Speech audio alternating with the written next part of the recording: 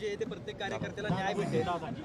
दादा असं वाटतं का तुम्हाला सर, कारण का एकत्र लढण्यापेक्षा कार्यकर्त्याला न्याय भेटण्यासाठी वेगळं लढणं? असं आहे की स्वबळावर लढल्यानंतर सुद्धा 168 जणांनाच तिकीटे मिळतील. 2,500 लोक इच्छुक असले तर त्यातल्या 168 वाजल्यानंतर बाकीच्या सगळ्यांना खट्टू व्हावंच लागेल. शेवटी जर लोकसभा विधानसभा आम्ही एकत्र लढलो आहोत आणि त्यामुळे महायुती म्हणूनच निवडणूक लढली पाहिजे. नगरपालिकांमध्ये सुद्धा 70% ठिकाणी महायुती म्हणून आम्ही एकत्र निवडणुका लढलो. नगरपालिकांचं युनिट छोटं असतं, त्यामुळे त्या छोट्या युनिटमध्ये तिथल्या कार्यकर्त्यांना थोडं स्वातंत्र्य द्यायला लागतं. म्हणून 30% ठिकाणी असं झालं की त्या ठिकाणच्या कार्यकर्त्यांना जे योग्य वाटलं त्या युत्या झाल्या. आता मात्र महानगरपालिका 2 महानगरपालिकांची निवडणूक होणार नाही असं दिसतंय, कारण त्यांनी रिझर्वेशन अबोव 50 केलं. ते करेक्ट करायला लागेल त्यांना. 28 महानगरपालिका हा आमच्या दृष्टीने तसा कोऑर्डिनेशनला सोपा विषय आहे. त्यामुळे आम्ही महायुती म्हणून लढू.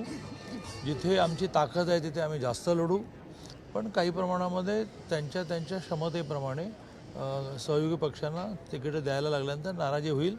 आमच्याकडे नाराजांना समजावण्याची खूप मोठी व्यवस्था आहे आणि त्यामुळे तुम्ही काहीच काळजी करू नका. दादा महायुतीकडून तुम्ही लढू म्हणताय. आंबेडकर असं म्हटले की यांनी अमित शहा यांना खिशात टाकलेलं आहे.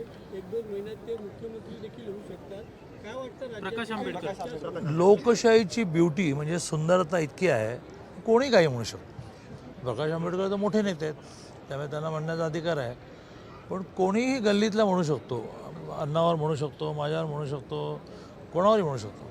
तसं प्रकाश आंबेडकरांना जे वाटलं ते म्हटलं. महापालिकेसाठी सगळे एकत्र महायुती म्हणून लढू म्हणतायत. भाजप 125 जागांवर विजय मिळवू असं म्हणतायत. पण काँग्रेस असू देत की काँग्रेसपेक्षा शिवसेना असू देत किंवा राष्ट्रवादी असू देत, हे आपापले वेगळे तयारी, एक वेगळी यंत्रणा सुरू करताना दिसत आहे. मग महायुती म्हणून कुठेतरी गल्लत होतीये, गौडबंगाल कुठेतरी काही महायुती म्हणून गल्लत होणार नाही. नागपूरला अधिवेशन काळामध्ये माननीय देवेंद्रजींच्या उपस्थितीमध्ये आमची कोर कमिटीची बैठक झाली.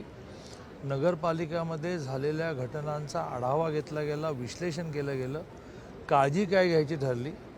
त्यानंतर राज्याचे उपमुख्यमंत्री माननीय एकनाथजींच्या बरोबर आमच्या दोघांतिघांची बैठक झाली आणि ज्या गोष्टी झाल्या त्या होणार नाही याची सगळी काळजी घेऊ असं झालं.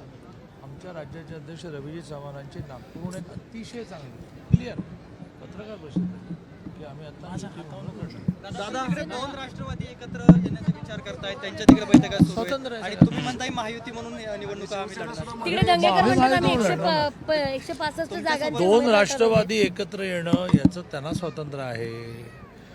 राष्ट्रवादी पवारसाहेब आणि उद्धव ठाकरेजी, काँग्रेस यांनी एकत्र येऊन यांनी वेगवेगळे लोकशाही आहे, ज्याला जे वाटेल ते करेल. आमचा पूर्णपणे दावा आणि प्रयत्न असा आहे की आम्ही महायुती म्हणजे 3 पक्षच नाही तर RPI सहित त्या ठिकाणी आणखी आहे ना, जनसुराज्य तिकडे आहे, मग रयत आहे, सगळे एकत्र निवडणूक लढवणार आहोत.